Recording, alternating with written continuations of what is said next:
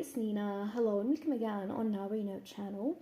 And in today's video, we're going to talk about how to make admin Telegram group anonymous. So let's get started.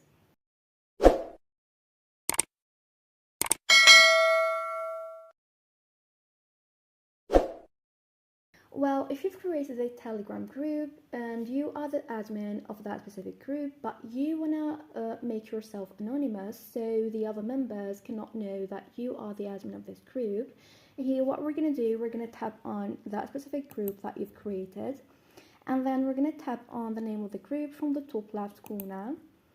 Then we're gonna tap on the pencil icon from the top left right corner. This interface will appear, and here we're going to tap on administrators, and then tap on yourself. So I am the owner of this group, so I'm going to tap on my account, and as you see here from the very bottom we have remain anonymous option, so it's toggled off, which means that everyone can know that I am the owner of this group. Now to make yourself anonymous, then just toggle it on, and don't forget to tap on the check mark from the top right corner. And this is it. Thanks for watching. See ya.